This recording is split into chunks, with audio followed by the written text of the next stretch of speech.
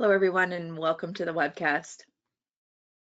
My name is Christine Dorsey Davis. I'm the Executive Director of the Ohio chapter of the American Planning Association, and I am your webcast moderator. Today is Wednesday, December 16th. We'll hear the presentation, Historic Urban Landscape Framework and Historic Preservation. For technical help during today's webcast, you can type your questions in the chat box found in the GoToWebinar tool panel. And for your content questions related to the presentation, you can type those again in the chat box found in your GoToWebinar tool panel, and we will answer those at the end of the presentation during the Q&A.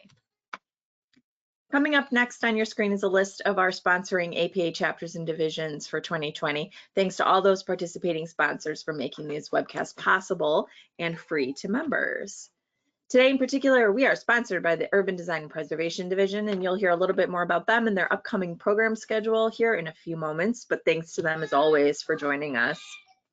Coming up next on your screen is a list of our upcoming webcasts. This is it. This is what we have left for 2020. So today, tomorrow, and Friday. And we are already booking for 2021. We have a really robust schedule already. I can't believe it. So I'm looking forward to that. To register for these webcasts and future webcasts, go ahead and visit ohioplanning.org/planningwebcast. Today's webcast has been approved for 1.5 CM credits for live viewing.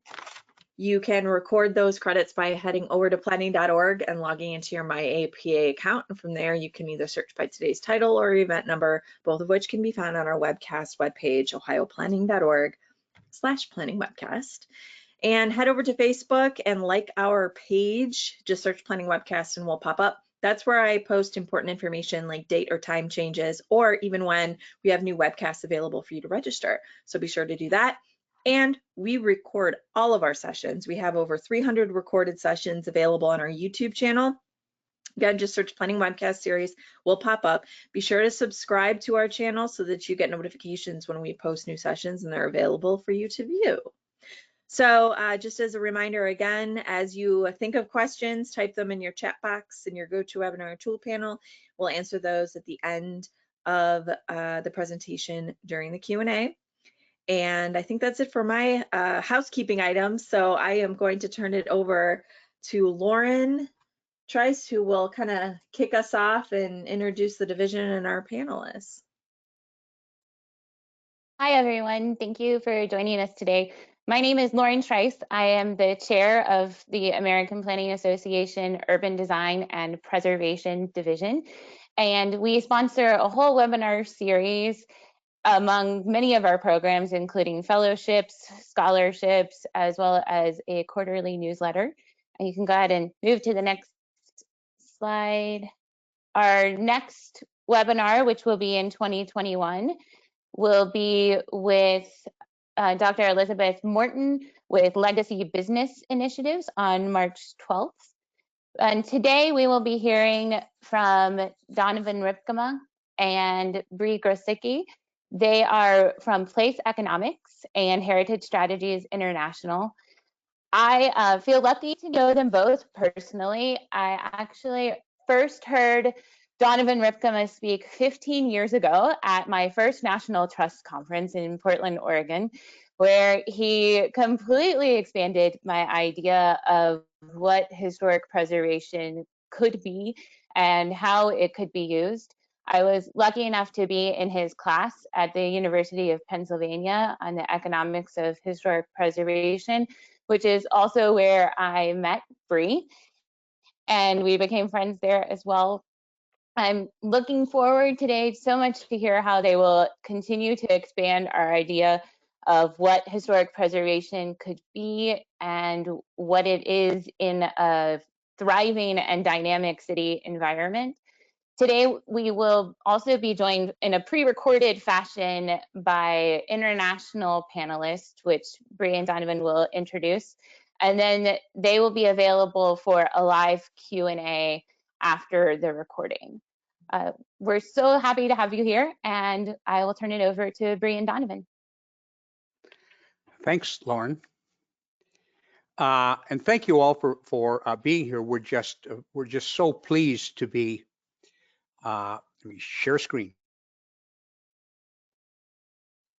we're up with the American Planning Association and doing this. So thanks so much for asking us, and thanks for you all for joining us. So this thing called the historic urban landscape, it's been around now for about 10 years since UNESCO adopted it, and used increasingly around the world, less so in the United States.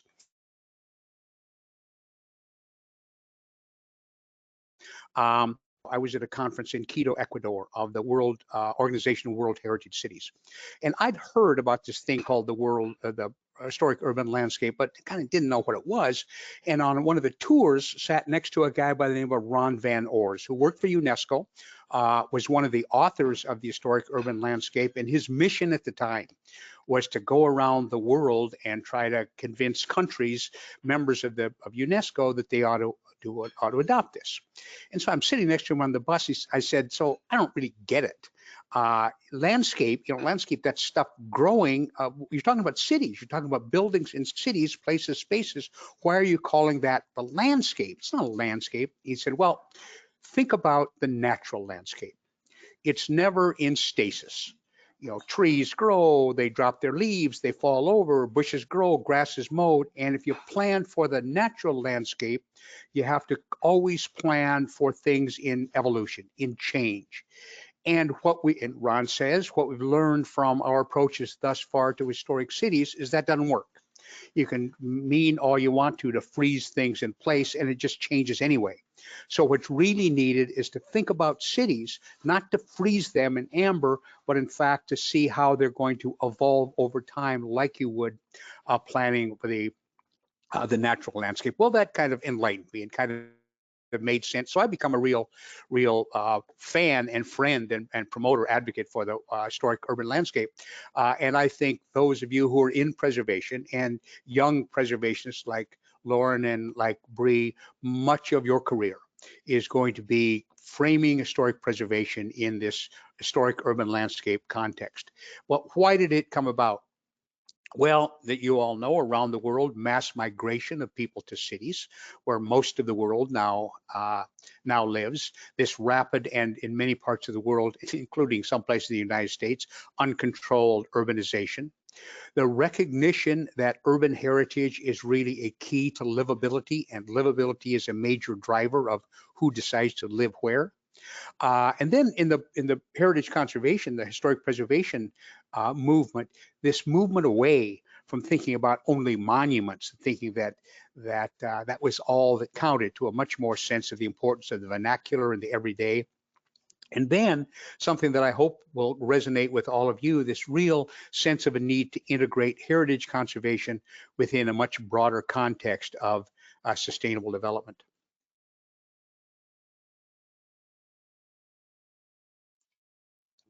Is the urban area understood as the result of historic layering of cultural and natural values and attributes, extending beyond the notion of a historic center or an ensemble to include the broader context in geographical setting. Left-hand side, where it says built environment, both historic and contemporary. Well, previous approaches to kind of historic regulation and districting really focused on that. What are the buildings? And that certainly is included in the historic urban landscape, but it's all much broader than that. Things like topography and geomorphology, how the geography changes, hydrology, open spaces, land use patterns, spatial organization, perceptions and visual relationships, social and cultural practices, economic processes, intangible dimensions of heritage to diversity and related to diversity and identity. So vastly more broad and comprehensive approach than just saying we got to keep people from tearing down that building.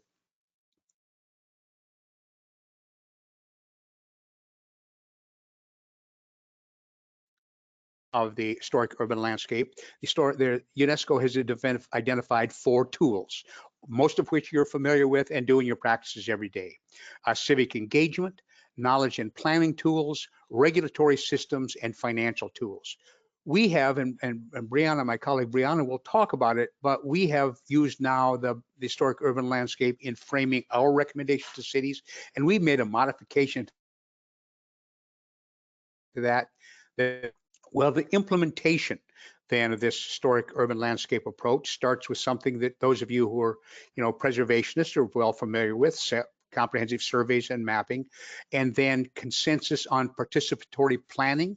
So this is a very much engaged kind of process. Assess the vulnerability of the assets, integrate urban heritage values into a wider development framework. So instead of having some city department of historic preservation that's just isolated there, it really is the thought of horizontally integrating preservation into broader processes. Prioritize actions for conservation and development, and then establish partnerships, which is critical important in heritage and management frameworks. So my short introduction. I'll stick around for the presentations and the question and answers. But we first did this, and the tape you're going to hear is from a webinar that we did in the spring to kind of introduce the historic urban landscape to our clients and friends. And we really wanted to get colleagues of ours from around the world who have been active from the beginning in the historic urban landscape applications elsewhere in the world, hopefully that we can learn from here. And the first is Juliana Ferrero, a friend of mine that now works for UNESCO in Paris. She has a PhD in urban planning, and here's how smart she is. She's a native Colombian, got her PhD in planning in China in Chinese, and then returned to run the intangible heritage program at native country of Colombia. And then prior to that, when she was in China, she coordinated the historic urban landscape program at a Tongji University in Shanghai that had a UNESCO entity there. So smart. There's another longtime friend of mine, Hasti, who is Indonesian. I first met her when she was a young kid, and she was at a conference in China, just having started the Sumatra Heritage Trust. Well, she's gone on to become a real expert in this field. Now lives in the Netherlands and has a firm called Heritage Hands-On. Young guy that I've just encountered in 8 different countries and 20 different times, Punto, who is a really particular in Southeast Asia, really become a player, an expert in this field of urban planning in general and historical urban landscape in particular. Partner and colleague and friend, Brianna Grosicki, who will talk about kind of how we use the historic urban landscape in our practice and how we've kind of modified. Of course, many of you know Bree, and she's a star in her own right in the preservation world, being the National Board Chair of Preservation Action, the Preservation Advocacy Organization, and on the board of the National Alliance of Preservation Commissions. So with that, Christina, I'll send it over to you to roll the tape on Juliana. Thanks all very much, and I'm looking forward to your questions and comments.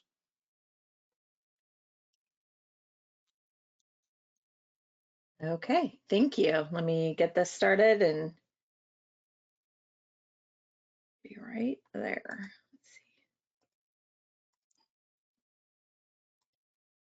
see. Okay, here we go.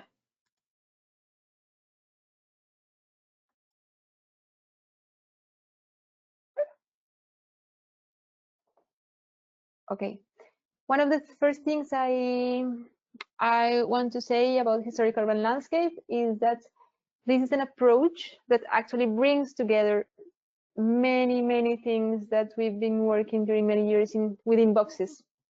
And you will see when I introduce better what is historic urban landscape, why I'm saying so. But I have to confess, and I have to thank Ron Van Oors, who is the person who taught me all of this, and it was very funny the way we met, because we met in a training course at WITRAP. After that, he asked me to join WITRAP to coordinate this program for Asia Pacific. But one of the main reasons I accepted to work at WITRAP is that finally I found an recommendation, not a recommendation, but an approach from UNESCO that could bring together all these aspects of culture and development to implement it in the cities. And this is very important for us to nowadays be able to think about cities and development through culture. So if you go through the next slide.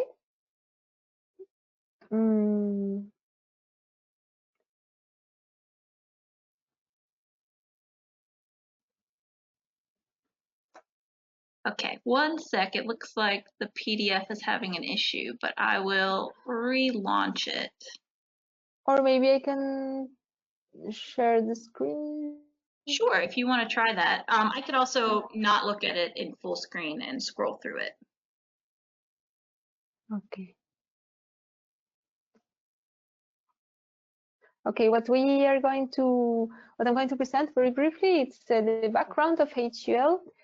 What is HUL and which are the challenges for historic urban landscape nowadays? So for the first issue about the background of historic urban landscape, we can follow the next slide, please. There are many things that have been happening during the last 20 years and that finally somehow summarized by the historic urban landscape approach. The first one is that we have a development paradigm crisis. It means that we are not anymore thinking from the what's called global north. We are now thinking from the global south, and actually the power economies are more concentrated in the global south and are more concentrated in regions and countries where the main asset is culture, where the main asset is traditional knowledge and communities knowledge. So we can see, for example, BRICS, Indonesia, and Latin America are part of this new, let's say, powerful region where things are changing. And it comes also with a new change of population organization. So we have young people from the global north going to the global south. And that means that it's in the global south where people are thinking new approaches. It doesn't mean that in the global north is not happening, but as long as we have young people getting together and concentrating together in the global south region, it means that we are giving now another perspective, and that's why culture is becoming one of the main categories for thinking about development and urban development. You can see in the figures here that we have, well, we have very different range of population within these two, global north and global south. We can go for the following, please.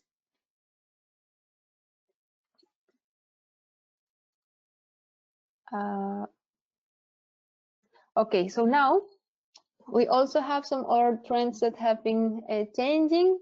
We are now having interdependent economies, societies, and cultures.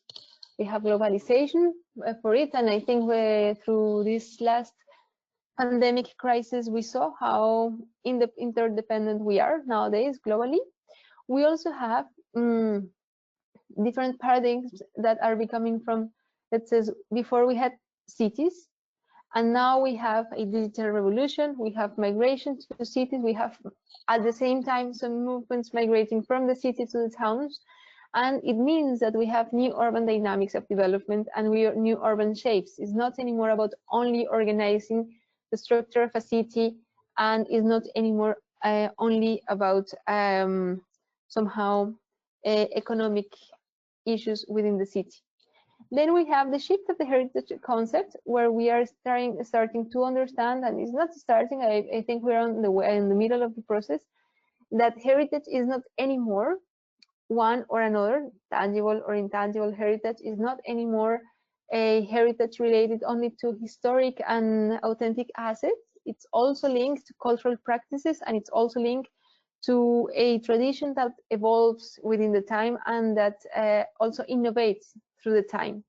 We're also talking about some charters and recommendations and declarations that were before, like open the floor for historic urban landscape to exist. Nowadays, I will go for that later, but we are having charters and recommendations that are taking into account the social function of cultural heritage. And that's important because this is one of the main aspects of historic urban landscape when implementing these approaches. And at the same time, we have the current SDGs, which actually, for the first time in the history, they recognize the cultural heritage as one part of these sustainable development goals. If we go to the following slide, we can see how this the historic urban landscape approach developed. So since I think it comes from before, but let's say the official story starts in 2005. Although it became slowly, this starts in 2005 after many other debates where it was not officially recognized the need of including culture and of integrating culture and heritage within development. But in 2005 we had three main events, let's say, and three main declarations where we started to find the need about thinking an approach that could integrate a historic urban landscape as such. So we have the Vienna Memorandum, we have the Declaration of the Conservation of Historic Urban Landscapes, and we have the Xi'an Declaration.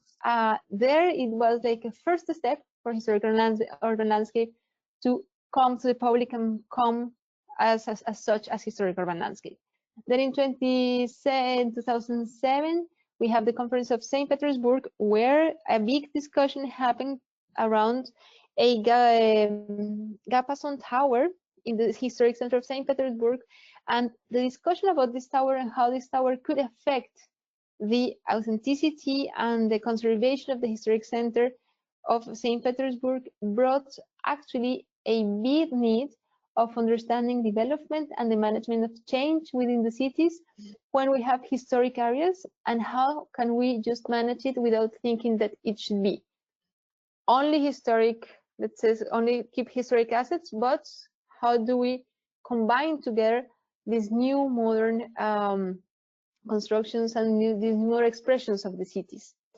Then we have in between 2007 and 2010, Ron dedicating himself to go all around the world to try to prove that the historic urban landscape, it was a word and a very good way to approach city development.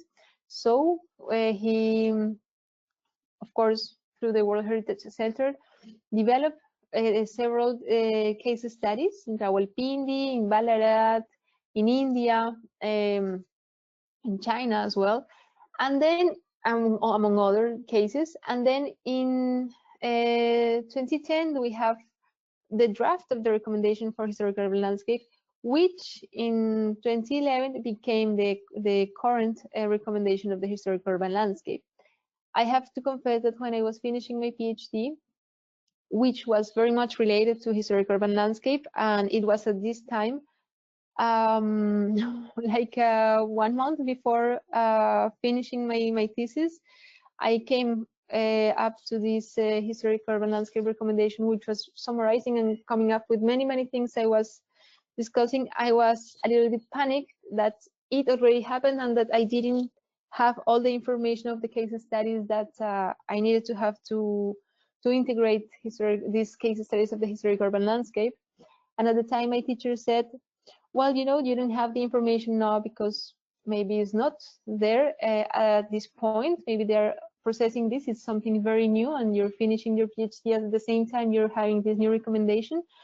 But maybe in the future we will find which are these cases. And the future was that after I finished my PhD, I met Ron and I started to work in this recommendation, and I got to know these cases.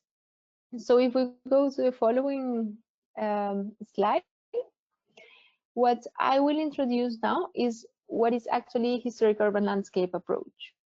So I will start with some heritage and conservation concepts, but more than concepts, I will start with some questions towards these two concepts of heritage and conservation. The first question, and is one of the main questions when we are thinking about planning cities and how to integrate historic areas in the city, it's how can we make this harmonic cohabitation between the old and the new city? How does it happen? How do we make this? How do we integrate these new modern movements of the city, these new times of the cities, with the historic and traditional development of the city? Then the other relationship we have to take into account is the loss or the continuity of the tradition. At which point do we think that a historic area is not anymore a historic area, or that a modern area has to be complete modern area, or how do we integrate these two traditions of historic areas and the modern cities? Then we have to ask also, where is the development happening? When we think about development in the cities, is this happening outside, inside, in between the historic areas? Where is this happening? Does it happen always outside of the historic areas? And then we have to ask also, which are the values and categories for contemporary cultural heritage management approaches? How do we make a proper management of cultural heritage? Which are the categories we have to take into account? Does the categories apply always for all the cases, or do we have to take into account different cases and different depending on the cities we are thinking on?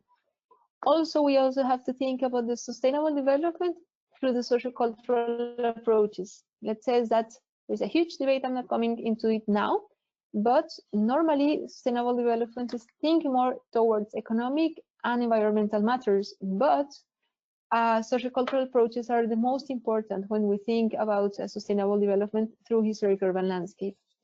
And there is also something very, very relevant for this case that is different from the way the historic areas have been understood, and is that there is no single, there is no universal, there is no scientific, and there is no one specific object for understanding and the cultural heritage. That says that there are many ways to understand cultural heritage, and it depends also mainly on the communities we are working with. It depends on the communities that are interacting with these historic areas, with the communities which are having their own ICH practices within the cities. If we go to the next slide, please. So HUL approach, it's basically the management of change and resilience. How do we combine and how can we understand this relationship between the traditional, the historic areas and the modern areas of the city? How can they be continuous, and how can they grow together? How can they live together, and how mainly communities get involved in this process, and how mainly urban planning is not only think about organizing the city, but also about taking into account the tradition, but also the innovation processes within these traditions, which is something normally we don't think. We think what is traditional, it's part of the past, but actually tradition also involves innovation, and this is the management of change that historical urban landscape it's dealing with, and it's the tool, and it's a scope, a framework of tools to understand this management of change within different cities. This picture is here. As you can see, it's taken from a temple in Seoul, in the heart of Seoul. It's a very important temple, historic one, but you can see the temple is surrounded by the modern city of Seoul. Anyway, when you go through this area of the city, you can actually see this management of change taking place. And of course, the resiliency for that. Then in the next slide, we can see something very important, and one of the principles, the second principle of historic urban landscape, it's the landscape approach. We are thinking about different layers in the city. The city is not one thing or another. We have layers of tangible heritage, intangible heritage. We have layers of national communities, international communities, local communities. We have natural and cultural expressions of the city. We have economics as well. We have geography as well. We have many and several things. In Cuenca, when developing one historic urban landscape approach for planning the historic area of Cuenca that became the master plan for the city of Cuenca, it was very interesting how we could understand the city even through the traditional knowledge of the indigenous communities of Cuenca as one more of the layers to understand the organization of the city. So it's these pictures you see here are in Shanghai, and one area is next to the other. So you have in your left hand a picture of a Lilong, which is a very historic, these are alleys like in very, very traditional architectural way of Shanghai, where you have traditional communities living in, and you have traditional ways of living. As you can see, the woman is carrying the water, and when you are within the Lilongs, actually you feel like you are in another China, like in the old China. And just few blocks away from the Lilongs, you have this huge modern contemporary Shanghai. And these two layers, they live together. And these two ways of living within the same city, they are together. And the people you see you're living in the Lilong, they also are part of this modern part of Shanghai. And then you can see how many layers, even like something's called urban planning for arts. This was an approach I learned in China that was implemented there. And well, you can see how many layers we can find when planning the city. In the next slide, we see other sustainable approach for development through historic urban landscape. And it keeps three main assets. The first one is the social and cultural diversity. This is one of the main issues to take into account when thinking about historic urban landscape approach. Then we need to think, how is this relationship and this balance between the present and the future generations? How do this continuity of cultural traditions through different generations are taking place, and are taking place in the way of living in the city? And then also we have the physical and the social transformations of the city. So we are not thinking about one thing or another, we're thinking about a complex where the physical spaces, they go together with the cultural practices and their transformation within the time. If we go to the next slide, we can see also one of the principles for historic urban landscape is the how traditions and perceptions of the communities are taking place within the city. We have different levels of transformations. We have it local, regional, national, but also within the city, we have very, very local and very specific transformations within the city, and this has to be taken into account. As well as we need, and historic urban landscape looks for the improvement of the quality of life and the well-being of the communities that are living within historic areas, and that are also living in this permanent connection and interaction between the old and the new, the traditional and the modern part of the cities. Now, if we go to the following slide, thinking about the challenges of historic urban landscape nowadays, we can start by thinking about, that says, the traditional conservation practices and the development configurations, traditional ones, are still very much attached to the way we think about historic cities and modern cities. So it's very important to keep going through this inclusive and cross-cutting integrating approaches of conservation, where safeguarding also take place, where we think not only about telling communities how is this going to happen, but also taking into account communities' voices when thinking about these cross-cutting integrating approaches for conservation. We also need to think about, and one of the challenges of historic urban landscape is going from this urban fabric, the social and cultural structures, and the civil engagement of a city that now that they've been lead independently, to a sustainable and solid heritage management process. And management process not only from policies, but also from practices.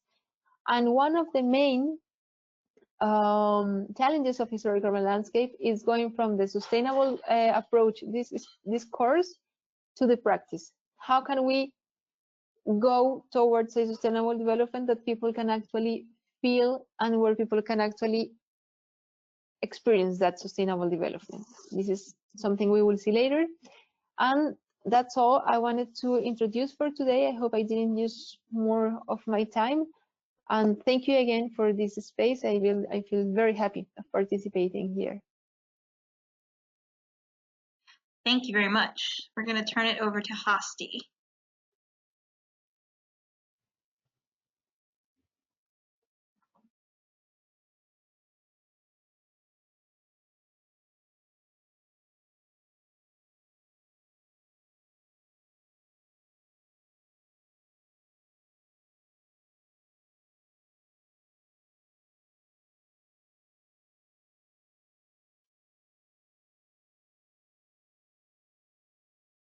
Hasti, it looks like you're still muted. Oh. Good evening. Do you hear me now? Yes. Okay. Hi everyone. Good evening from Amsterdam. I work as a project coordinator to disseminate HUL in Indonesia in cooperations with the Netherlands in the program called Shared Cultural Heritage. And actually the concept of HUL that we put into practice to introduce HUL for the large public in Indonesia is through a method called quick scan. Actually, the Dutch government has developed the quick scans methods far before the HUL was introduced in 2011. So when I was still living in Indonesia, I work for Sumatra Heritage Trust. I have cooperated with the Netherlands to conserve the old parts of the cities in Indonesia. And then at the time we already discussed about appropriate methods, practical methods, how to raise awareness about cultural heritage in general. Could you please to the next slides? And actually the quick scan methods rooted in the approach that widely used in the Netherlands to save historic inner cities, and these methodologies developed by ministries of culture and spatial planning. So basically it is to rehabilitate the building stocks of inner cities, reviving functions and creating favorable living and economic conditions. So it's also so how they did it by large-scale renovation schemes, zone planning, and public-private partnerships. And then when the HUL concept was introduced, I was thinking how we could introduce HUL to Indonesia, because I work as a specialist of capacity building for cultural heritage development in Indonesia, although I'm based in the Netherlands. So the capacity building programs in cooperations with several countries, and one of them is with the Netherlands. The next slide, please. Yeah, and quick scan actually a simplified versions which has been used in Indonesia, but also in other countries. From the Netherlands point of view, actually in the ex-colony countries. The next slides, please. And this is the quick scan methods is very practical, and the primary aims is to inspire actually the large public, especially the authorities from the government, the non-government organization in cultural heritage, and also universities. So its focus is generating ideas for conservation and development on the urban and regional scales. So the next slide, please. So it is the HUL quick scan methods doesn't focus on implementations. It is to inspire, and then the implementation tools of follow-up, making master plans, of concrete design plans, or how to organize activities. Actually, the follow-up programs that have to decide by the local government and the local community. The next slide, please. The key elements of the HUL quick scan methods are inspirations, explorations, and translations. I will explore one by one what I mean by inspirations.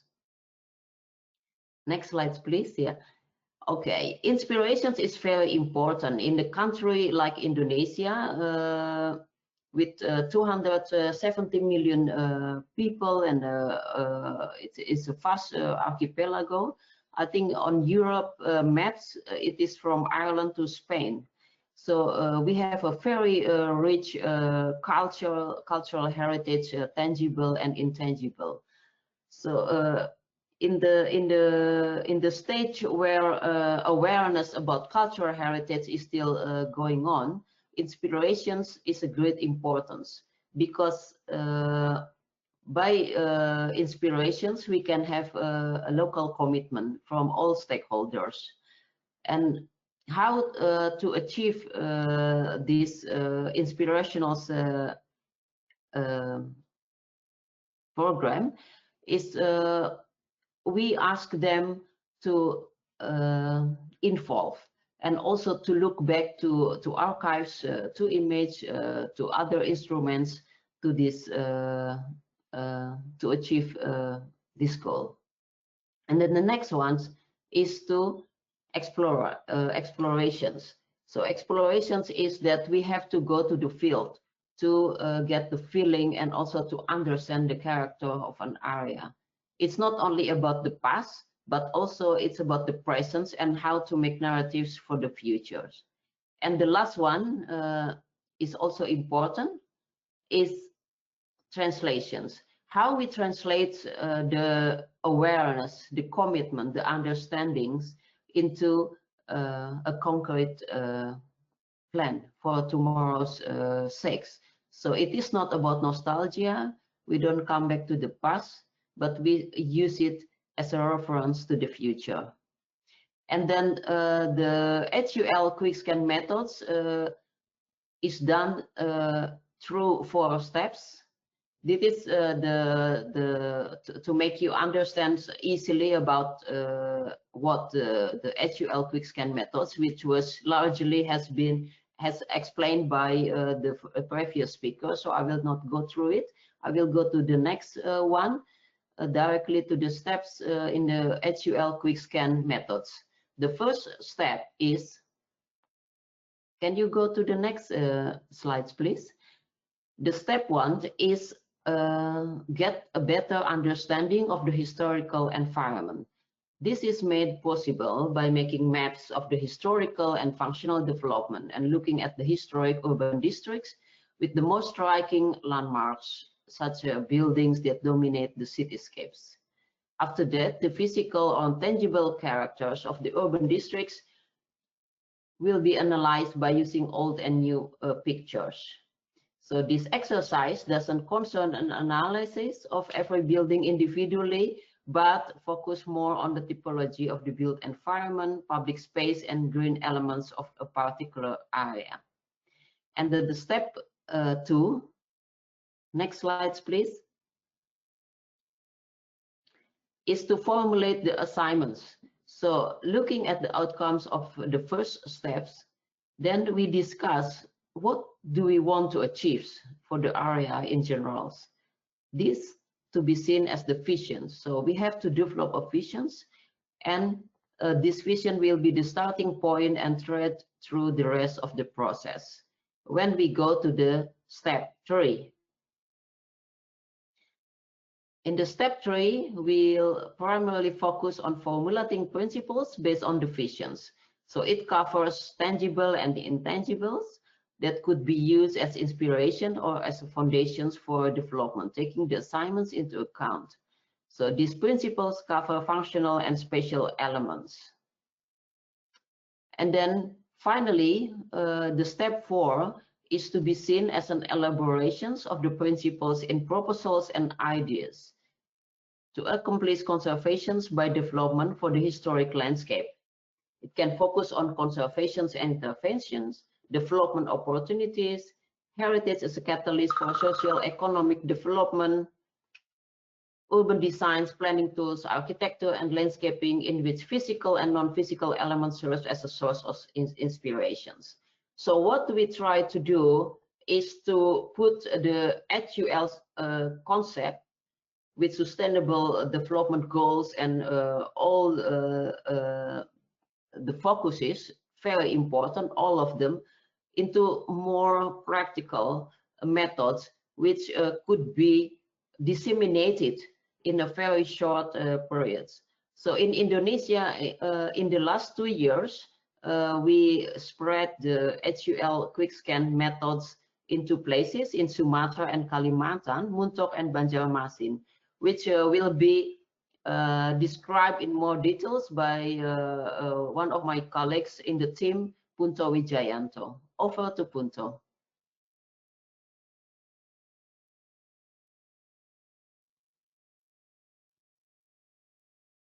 Thank you, Hasti. That was great.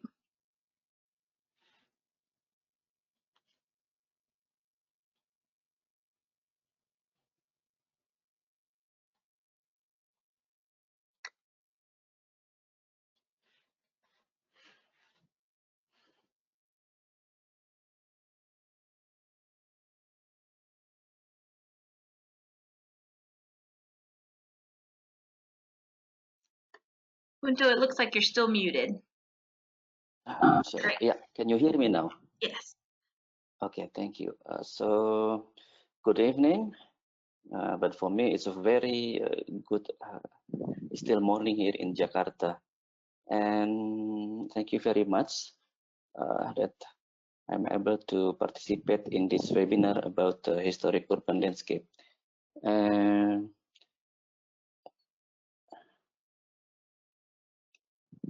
the content of my presentation will consist of several segments. First, I will share information about the Heritage City program in Indonesia. And then, as Ibu Hasti already mentioned, I will elaborate more about our 2 pilot projects of HUL quick scan methods that we have applied so far in Indonesia, the case of Muntok and Banjarmasin. And at the end, I will also discuss about the follow-up of our HUL quick scan workshop that we have planned in the future.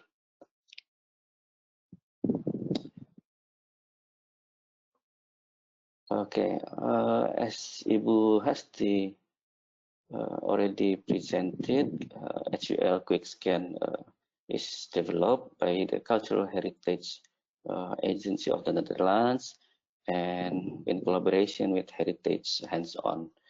And we have applied this approach, HUL quick scan method, twice so far.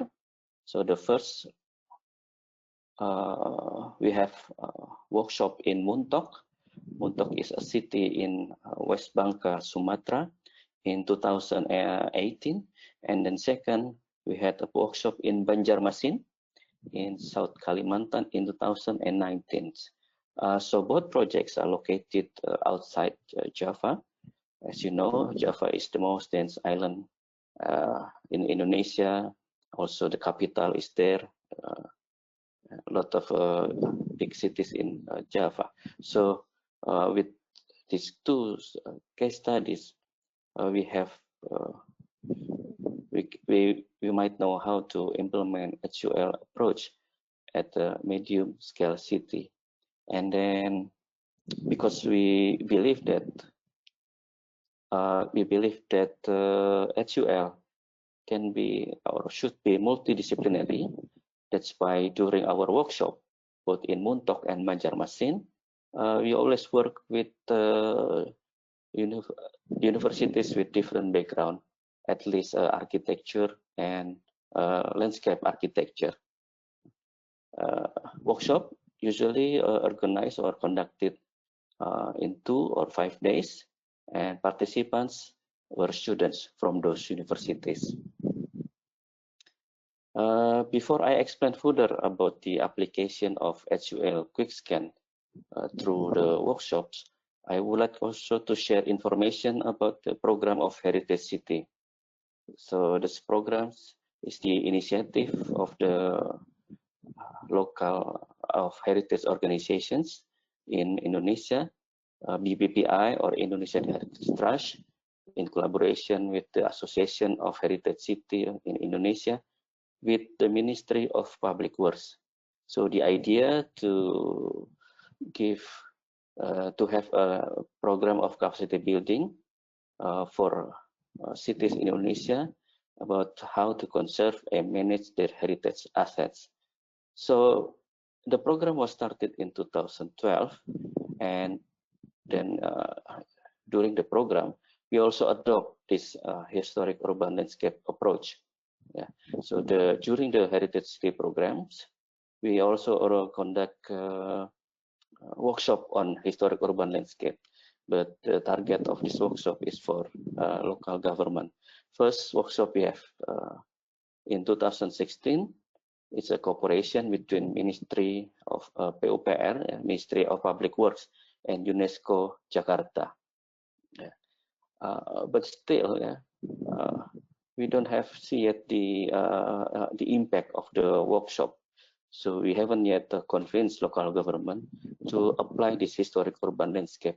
And that's why we think we still need to do experiments, kind of short workshops that can convince stakeholders that this historic urban landscape approach is manageable to be organized in their cities. And then this is some of participants of our programs. So you can also see, including Banjarmasin, one of the city that where we organize a workshop on HUL quick scans. Those cities are unique. Those cities are different one to another, and that's why we really insist to use historic urban landscape so that their uniqueness can be recognized. Yeah. And okay, once again, so we have applied this HUL quick scan method twice so far. One is in Muntok, and then the second is in Banjarmasin.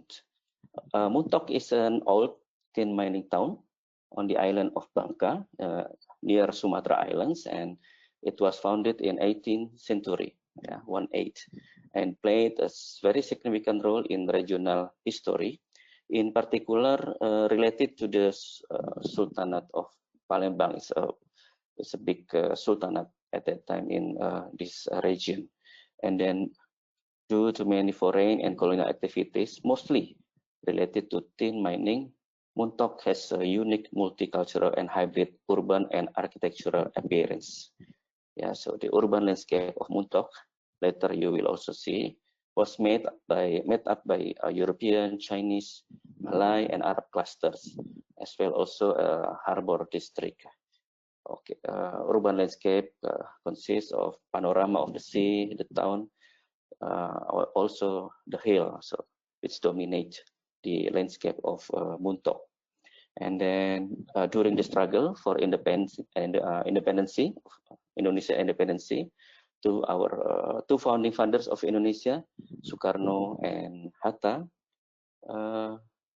were exiled in Muntok. So it also has an important meaning to our independence history. But sadly, Muntok's golden era only lasted until 80s.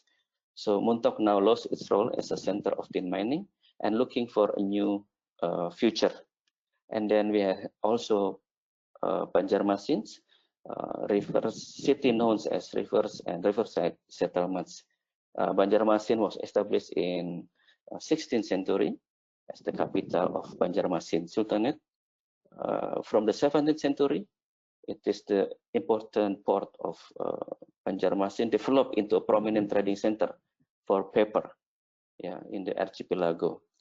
And then the Dutch become involved in the paper trade in the Banjarmasin in the early 17th, and gradually began to assert more influence on the Sultanate's political economy. But what is interesting and also impressive landscape of Banjarmasin is the river. The large number of rivers, streams, and canals have had a significant impact on the city's urban layout. So Banjarmasin's impressive urban landscape comprises numerous riversides, kampungs, floating houses, and floating markets. Its historic kampungs all located along the river. Each have their own distinctive cultural and socio-economic signature. So many kampungs contain hidden cultural treasures such as historic mosques, ancient burial sites, and traditional houses in vernacular architecture. Yeah, but sadly, Banjarmasin, although has an impressive urban landscape, but the river culture of Banjarmasin at the moment losing ground to modern development. So what we are doing with this historic urban landscape quick scans, and its steps, we would like to see what is happening to the cities beyond historic center approach and beyond monumental monuments material base. Yeah, we want to see this characteristic, this unique feature, the river, and then the nature combination with tangible. So using this approach, we want to show to stakeholders in Muntok and in Banjarmasin about the historical layering of both cities in the wider context, different values, not only about its historical value, but also the relation with nature, culture, nature. A quick repeat, Ibu Hasti already mentioned it actually. So HUL quick scan has 4 steps. Step 1, analysis historical environment. And then step 2, determination of the vision. Step 3, principles of development and formulating future perspective. And then a few examples of those steps. This is step 1, analysis of historical environments, analysis of the past, present, and also important is looking for narrative of this, the past and the present. Step 1, we are doing inventory of typology, interpretation of historical identification, and environmental scanning. But also we also interview people, because people is we believe the expert in their own city about the history, heritage, and its value. And then we also in this step 1 doing the urban evolution and typology of building. So as you can see on this slide, this is Banjarmasin. On the bottom you see drawings of houses. Banjarmasin has floating houses, tilt houses, and they are all situated alongside the river. We hope, yeah, with this the workshop, this kind of feature can be recognized as the character of the city. So it's the quality of city rivers like Banjarmasin. And then it's not only about physical features, but also about creating of sense of place. And as you can see, participants of the workshop in Muntok, they said that if they go to the districts like European district, Malay district, Chinese district, or Harbor district, they also find this sense of place. Yeah, it's not only about architecture. Yeah, it's also about sound of nature, which is closely related to things like green park atmosphere. And then we have also cultural tradition. This is in Banjarmasin, also important to analyze, of course. This one is the process of sasirangan making. Sasirangan is kind of traditional tissue of Banjarmasin, although we also identify that there is a problem because the process of the making is polluting to the water in the river. And then this is the end of the step 1, the analysis.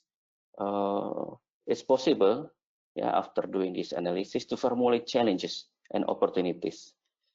This is the sample of the Muntok that show challenges and opportunities. Challenges is neglecting vacant buildings, but also we see that river is a challenge because tin mining pollution.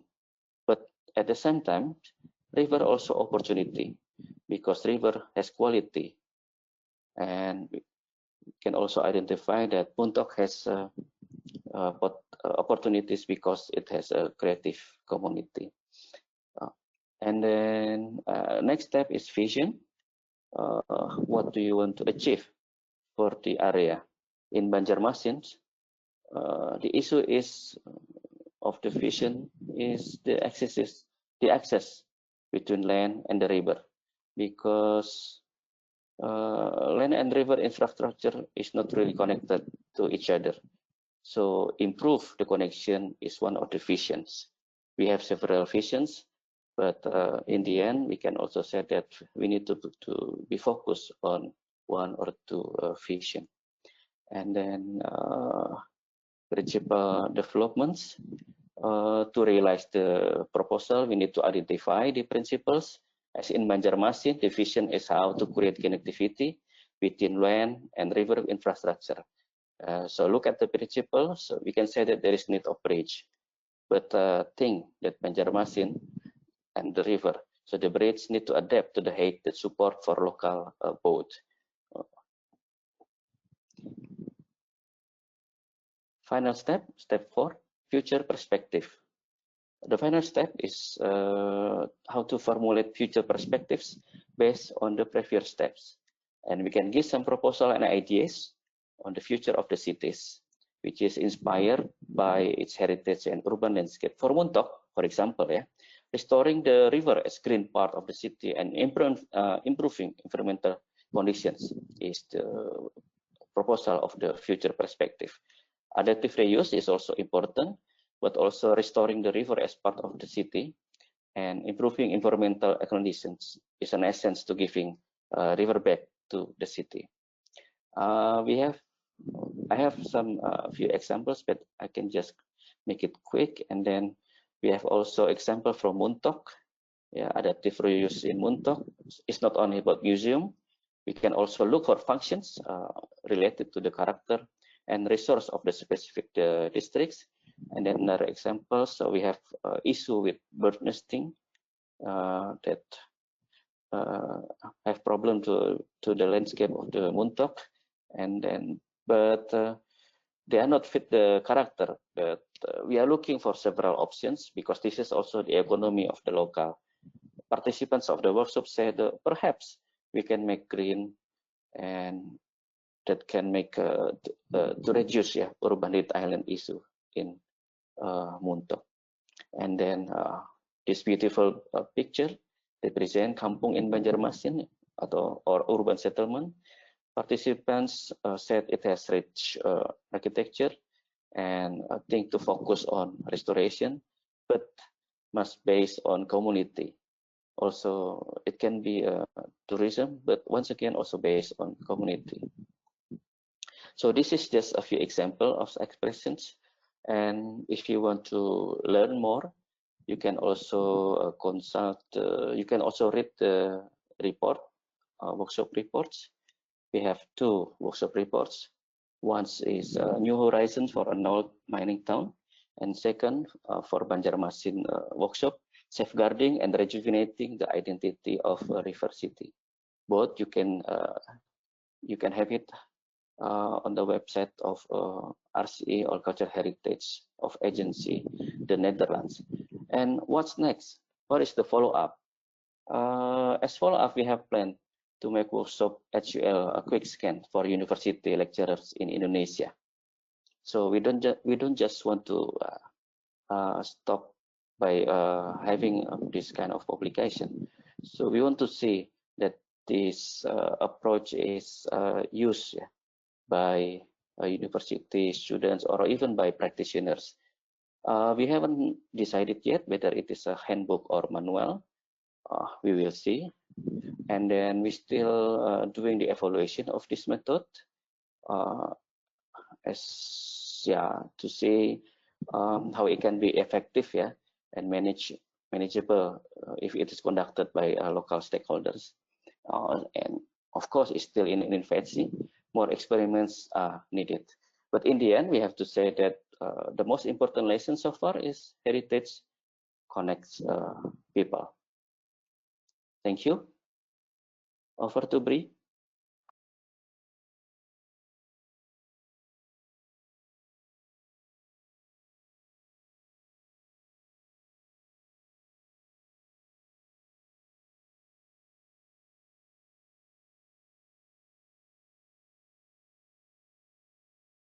Okay. Just want to make sure you all can see my screen there. Wonderful. Yep. My name is Brianna Grosicki. It's hard to follow those international experts that explained a lot about their craft and their cities and the heritage work that they've been involved with. But I'm going to share about how Heritage Strategy is International and our sister firm PlaceEconomics have used the HUL framework in the US for some of our work, and also abroad in some of our international work. So I just want to start out by saying that every country in the world, no matter how rich or poor, has, you know, more heritage that deserves to be preserved and utilized than can be. So I say that in the HUL framework is helpful to put heritage versus development argument that many cities fall into a balance. So a lot of our work involves crafting incentives and policy directives for many cities or federal agencies. And I just want to give a little overview on why incentives might be necessary. Obviously, in real estate, if the cost of a project exceeds the value, then someone might not, you know, move through with that real estate deal. And that's where the gap can come in, and incentives can be used to close that gap. Public policymakers also justify the use of incentives because of the positive externalities that may come out of that project moving forward, or the economic impacts, as we might say here, which could be job creation, revitalization, tourism, all the benefits that flow to the public and not necessarily owner of the building themselves. Lastly, justification for heritage incentives is also about the non-economical values, like how do you put economic numbers on social pride? But the emotional and symbolic value of heritage is very real to people, and those are something that maybe the private building owner doesn't always see, but it benefits the city as a whole. So we often use the historic urban landscape framework of the financial, regulatory, knowledge and planning, and community engagement framework to just outline a lot of our work. Oftentimes in incentives, it's important to understand who provides it. Could be the local government, could be the state government. There's also quasi-judicial entities like a port authority or an urban development agency that do these. There's also numerous NGOs that provide incentives. Internationally, we think of the Aga Khan Trust, the Getty Conservation Trust here in the US, Inter-American Development Bank, the World Bank provides things. And when is it provided is also very important. It could help with acquisition, could help with rehab or pay for labor, or help with operations of the building. And so all these different W's help determine when and where an incentive might be most useful. So I'm going to present today some incentives assignments that we've had in unique places like the Emirate of Abu Dhabi, Raleigh, North Carolina, Miami-Dade County, Florida, Nashville, Tennessee, and San Antonio, Texas. Abu Dhabi is an interesting case because they've been a fast growth country and they have no taxes. And as you all know, many of the incentives based in the US are tax based. So thinking, you know, if you see at the bottom of that arrow, there's a 5-story building there that is the first Hilton hotel in Abu Dhabi. And how do you explain to that property owner that their building is national heritage, but their owner or the guy next door can build a 30-story tower? It's a tough argument. In Raleigh, they were wanting to craft a toolkit for the city where only 17% of the building stock is over 50 years old, so not all that much. And how do they capitalize on these small scale buildings? In Miami-Dade County, they were looking for commissions at incentives for the county as a whole, which has 30 different municipalities within it. County has a strong commitment to resilience, and so being able to frame preservation in the lens of resilience was important there. Our assignment in Nashville is obviously a very hot market city, and many people, you know, come to Nashville to go to honky tonk, but would honky tonk be the same if it wasn't for those brick buildings on Lower Broadway. So part of our assignment was, again, looking at how the tangible and intangible work together in this sense. And lastly, in San Antonio, we've had numerous assignments, and the latest was a deep dive into their older housing stock, whether it was designated or not, and how that could be utilized to help their affordable housing needs. So here are a couple of the tools we're going to go over. In regulatory tools, density bonus, heritage buildings as affordable housing, heritage districts as affordable housing, planning and knowledge tools, impact fees, and that can fund a heritage fund, multiple location investment zones for heritage buildings, community engagement tools will look at community-based surveys and heritage conservation awards, and a media campaign to make the link between heritage and resilience. And financial tools, we'll look at low interest loans for energy retrofit, waiving leasing fees for heritage building, mitigation fees to grant funds. Direct action tools will look at city-led threatened building programs, priority for heritage buildings for lease, and creating a historic preservation fund. So in regulatory tools, the density bonus is something that we looked at in Raleigh, where some of the downtown building owners, they had some recent zoning changes, and they're forgoing the opportunity to build to 4 stories. So what can a city do to instead incentivize them to rehab their buildings? And that was one we looked at as well. In terms of heritage buildings as affordable housing, this is one we recommended in Miami, that next time they go to do a historic district, that they should also provide a layer of affordability incentives, things like allowing more ADUs, allowing a single family building to be split up into a duplex. All those things can help make the city more livable, as the HUL framework provides. In planning and knowledge tools, something like using impact fees to fund a heritage fund could be useful. In Miami and in Nashville is one where we suggested that, that we know not everything can be saved, but when something does come down, a developer might pay into an impact fee fund that could be used directly for heritage. The multi-location investment zone was a concept that was a little out of the box in Abu Dhabi, where they don't as much have the districts in mind as we do in the US. But again, allowing, all building, duplexes built before 1940 are, receive a certain incentive, could work around the city in the US. On community engagement tools, we've really been championing the use of community-based surveys. As Punto said, the people on the ground are the heritage experts and should be able to tell you what is important in their community. And that is something that many communities, San Francisco, San Antonio, are moving towards more community-based surveys. In terms of heritage conservation awards, this was one where people need to know that this building is heritage. And so in Abu Dhabi, this was very important that they start on that. Abu Dhabi also started a media campaign about their modern heritage initiative and how it helps their resilience. We also suggested this in Miami, that they make the link that as you are putting your climate action plans into place, that heritage should be part of the equation. On financial tools, the city offering a low interest loans for energy retrofit was something we suggested in Raleigh as a way to keep, seniors in their homes for longer. And that could also work in San Antonio with our affordable housing assignment there.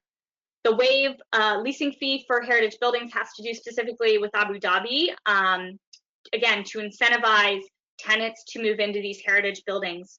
Sometimes they need an incentive to make that choice where the marketplace might have otherwise pointed them to a new build. And the mitigation fee for heritage was something we suggested in Miami, that again, not everything can be saved, but if it has to come down, can some portion of those funds be designated towards heritage? Direct actions tools, a lot of communities have more power in their historic preservation commission or redevelopment commission than they are utilizing. So this was the case in Raleigh, where the commission can own property. So if there is a building that the community identifies as being really important to them, can the city step in and purchase that to just insert themselves in the situation and help find a new owner who would be willing to take care of it in a way that aligns with the community's values. Priority for leasing of heritage buildings is something that we suggested for Abu Dhabi, and this actually comes from an executive order in the U.S. that federal agencies should find space in a historic building as one of their priorities when they're looking for new space. So that's a simple way that a city could do this. Again, of kind of being the model for utilizing the heritage in their community. And creating a heritage fund is something we've suggested in almost every incentive assignment that we've had. And this just has to do with having money available to be able to purchase those buildings to fund those grant programs that everyone's looking for. So getting a small slice of the pie, it could be from your heritage or your tourism and lodging tax, whatever the source. It's important for communities to have funding for their historic preservation initiatives. So lessons learned, when we've been developing incentives and policy programs, it needs to be directed at a particular need. Works best when it is paired with appropriate regulations like a historic district design review, clearly communicated towards its users. If this is marketed towards seniors in their homes, then make sure that you're at every community meeting and people know it's available to them. Actively marketed towards its potential users. Should be very simple in implementation. You shouldn't have to go before 3 different boards to get your approval, for a tax waiver. Just have a one form. Should meet other public policy objectives, which is again where those resilience and affordable housing options come in. And it should absolutely be depoliticized. And preservation in general has always and remains, at least in the national level in the U.S., a very bipartisan agenda item. That's all I have.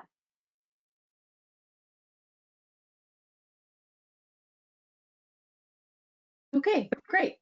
So I think we're going into a Q&A now. We have about 10 minutes. So folks, if you want to type those questions in, we can do our best to get some of these answered. And to my fellow panelists, if you want to go ahead and share your webcam so we can see all your faces. Wonderful. The first thing that we need to do is to clarify some acronyms, please. And I believe this would be for Donovan. So first, UNESCO, what is it? Yes, thank you, and I should never do that, and I apologize for it. UNESCO was established right after the UN was established. It's in 1946, and the U.S. was one of the leaders of UNESCO. UNESCO stands for the United Nations Educational, Scientific, and Cultural Organization, and it's within UNESCO, among other things, where the World Heritage Monuments are kind of identified through UNESCO. Thanks for asking that. Thank you. We're not done. WITRAP. Oh, WITRAP is WITRAP.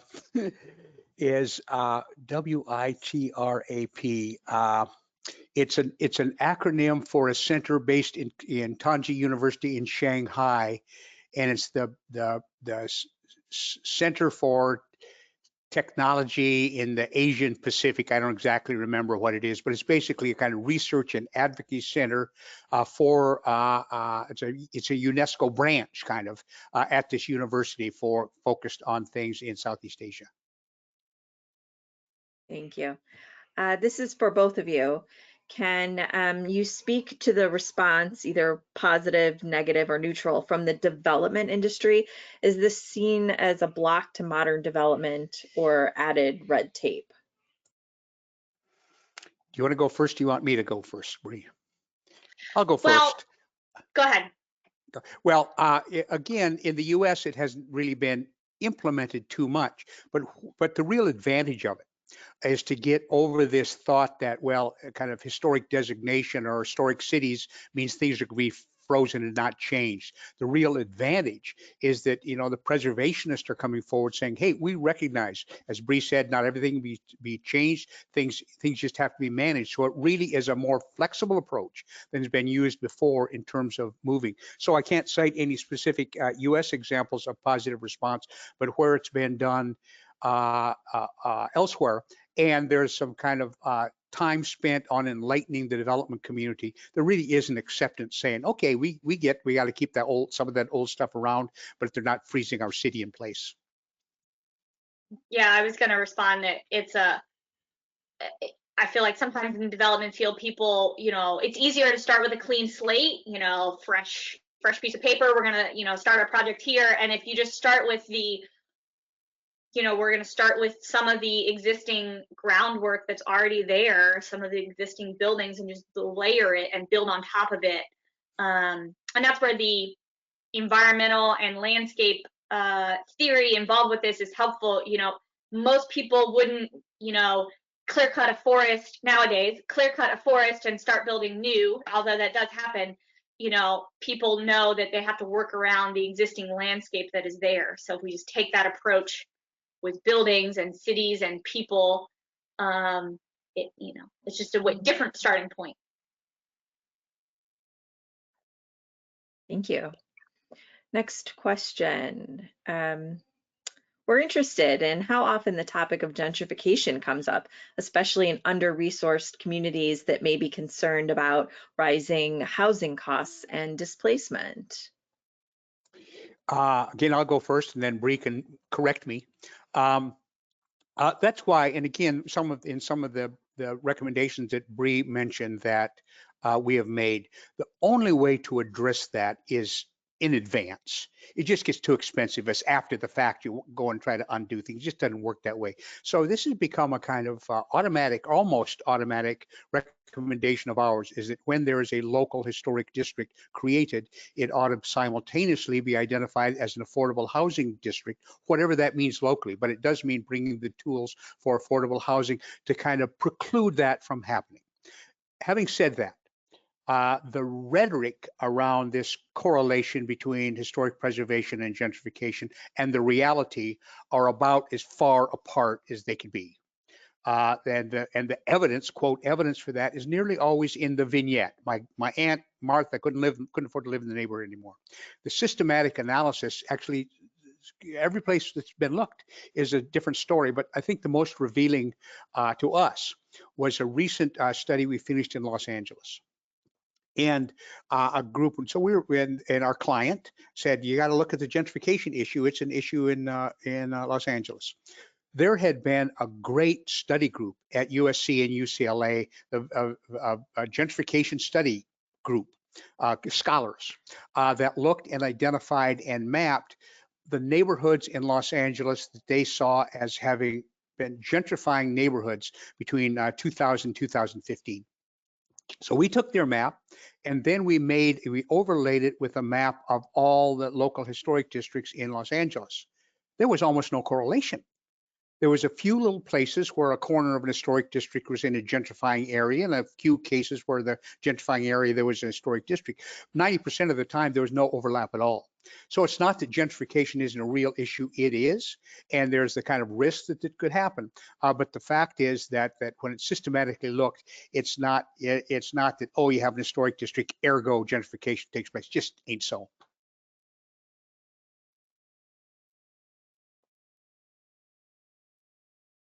Bree, do you have anything to add? No, I think Donovan covered it quite well. Great. Is there a document outlining the quick scan methodology? I don't know, but I'll tell you what, we will, I will email, because both Hasti and Punto are good friends, and see if they have a document, and we'll post it on the PlaceEconomics website. Good suggestion, thank you.